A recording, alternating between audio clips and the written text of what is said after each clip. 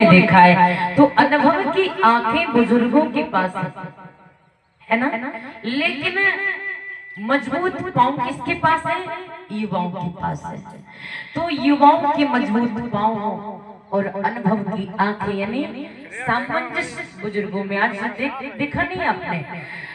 समाज की बात छोड़िए, यहाँ तो तब भी थोड़ी शर्म आती है, मैं मालूम है। यहाँ कथा शुरू होती ना तो हम जब कह देते ना, हम जैसे लोग की कोई बुजुर्ग लोगों से यहाँ दीपक जलवाओ, बड़े लोगों से कार्य शुभारंभ कराओ, क्योंकि बड़ों को थोड़ा अनुभव अच्छा होता है और बड़ों का सम्मान हो जाता है ना तो छोटों का अपने आप हो जाता है, क्योंकि हम समझ जाते हैं कि यहाँ छोटों के अंदर बड़ों के लिए सम्मान अधिक, तो हम समझ जाते हैं कि आगे भविष्य में आने वाली पीढ़ी आपको समझेगी, समाज में हमारा सम्मान बरकरार बना रहेगा।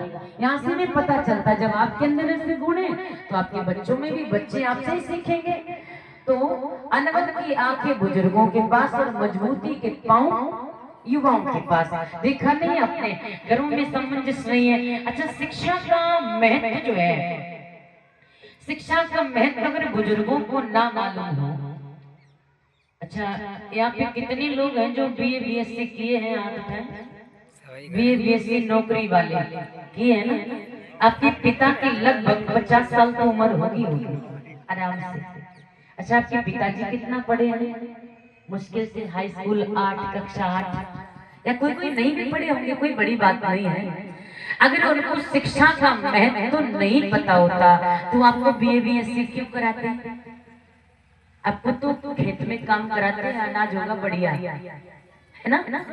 खेत में निराई गुड़ाई जो भी है, खाद वाद दवाई वाई डालना, समय से पानी लगाना, बढ़िया अनाज होगा। तो मालूम है इसीलिए ना, और आज अगर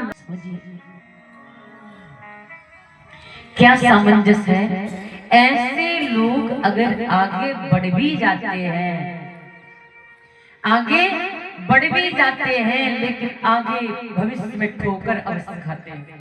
ऐसा जवाब दिया, तुम जानते नहीं तो मेरा क्यों मूड खराब करते हैं? तुम जानो, अरे हम जानते हैं। तो ऐसे लोग मालूम है अगर पिताजी तो सहम के रह जाएंगे, उनके दिल से पूछो कि इसीलिए तो आपकी खुशी के लिए पूरी मेहनत तुम्हारे लिए कुर्बान कर दी, पूरी जवानी तुम्हारे लिए कुर्बान कर दी, और ऐसे शब्द अगर आपने दिए ना तो याद रखना, ऐसे घमंडी बच्चों के लिए घमंडी संतानें होंगी। तुम तो पढ़े लिखे होकर के जब ठोकर खाओगे ना, रे तुम्हारे जमाने में तुम तो मोटरसाइकिल से जाते थे, अरे हम तो 4 व्हीलर से जाते हैं, जब नहीं आती चलानी तो क्यों बैठ जाते हो?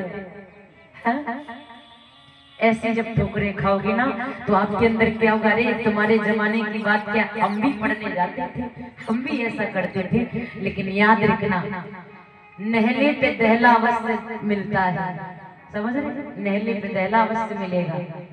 जो बांटोगे, बुद्ध कहते हैं जो बांटोगे वह मिलेगा, और जो चाहिए, बुद्ध ने कहा जो बांटोगे वो मिलेगा। मैं कहना चाहूंगी उसको ही बांटना जो तुम चाहते हो। आज के युग में बताएं, जो ज्ञानी लोग होते ना, ज्ञानी लोग थोड़े सीधे टाइप के, थोड़े धर्म से जुड़े होते ना, अगर उनके पाँव छू लो या मतलब उनसे कोई अच्छी बात करो तो उतनी बात करेंगे। लेकिन भैया लोगों, अगर आने बन के आपके धर्म से हमेशा जुड़ी रहेंगी तो आपका धर्म क्षेत्र में हमेशा नाम होगा। और वैसे भी संसार पहले हमारे समाज में तालमेल बनाना बहुत जरूरी है। कोई भी काम करने से पहले छोटे से छोटा, बड़ा से बड़ा, जब तक सामंजस्य से काम नहीं लोगे तब तक कोई कार्य में सफलता प्राप्त नहीं होती है। जब तक हम अच्छे से सामंजस्य बना के कोई काम नहीं करते तब तक हम कोई काम अच्छे से नहीं कर पाते। तो आज जो 2-2 4-4 रुपए भी इकट्ठा कर रहे हैं, या जो जितना बड़ा से बड़ा दान कर रहे हैं, इस दान का फल आपको मिलेगा, अवश्य मिलेगा। बुद्ध कहते हैं जो बांटोगे वो मिलेगा, और मैं कहना चाहूंगी जो चाहिए हो वही बांटना। यहाँ धर्म क्षेत्र में आज आप सभी लोगों ने सहयोग और दान करने के बाद इतना बड़ा भव्य कार्यक्रम कराया है और आगे की स्थिति भी और भव्यतापूर्ण सफलता मिले हमें कि अच्छा से अच्छा अपना कार्यक्रम हो। इसके लिए आप लोग डटे रहिएगा और एक साल नहीं, हर साल बहुत छोटी बात है।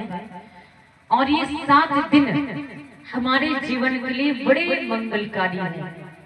यही 7 दिन 365 दिन गुजारने के लिए सही अच्छा रास्ता बताते हैं। जीवन के 7 दिन है ना, पूरी साल के 7 दिन आपके जीवन के लिए बड़े मंगलकारी है।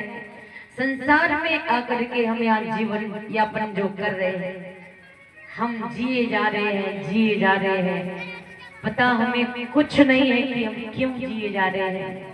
हम चले जा रहे हैं, पता हमें कुछ नहीं कि हम कहाँ जा रहे हैं। जिंदगी ने जिंदगी से कहा, ए जिंदगी जी रहे ना, अपनी अपनी जिंदगी से बात करिए। जिंदगी ने जिंदगी से कहा, ए जिंदगी बता क्या है जिंदगी। जिंदगी जी करके भी ना समझ पाए कि क्या है जिंदगी, ये क्या है जिंदगी। मरने से पहले की अवस्था को जिंदगी जीवन कहते हैं। क्या यही है जिंदगी? एक बार और भैया बोले, हम श्वास ले रहे जिंदा है, बस यही जिंदगी है। क्या श्वास लेना जिंदगी है? क्या यही है आपका जीवन? ये प्रश्न है आपके लिए। इस 7 दिन में भगवान की कथा आपको दुखों से मुक्त कराने वाली है। सैकड़ों आपके जीवन में जो प्रश्न है उनके आंसर हल करने में समर्थवान है ना। इस जिंदगी जीवन क्या है, हम क्यों यहाँ आए हैं, हम क्यों यहाँ आए हैं, जीवन हमें क्यों मिला है, ये प्रश्न है। तो श्रोता बंधु, श्वास लेना जिंदगी है, तो सभी यहाँ श्वास ले रहे हैं, भैंस भी श्वास ले रही है। अगर जन्मने के बाद मरने के बीच की अवस्था को जिंदगी जीवन कहते हैं, फिर तो सभी का जीवन है।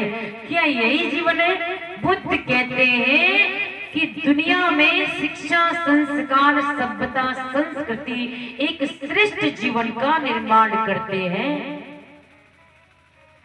बुद्ध कहते हैं कि दुनिया में एक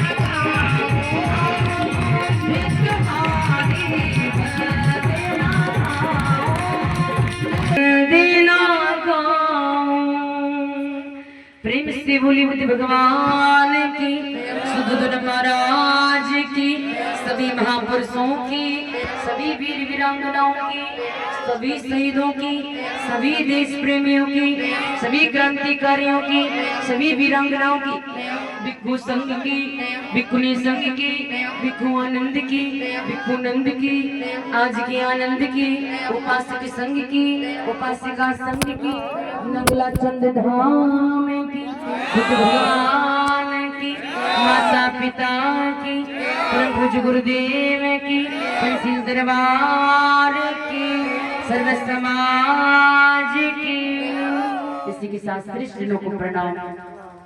और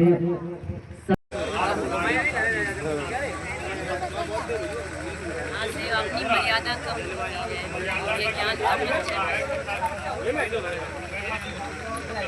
हम कब से छोड़े, हम नहीं लाल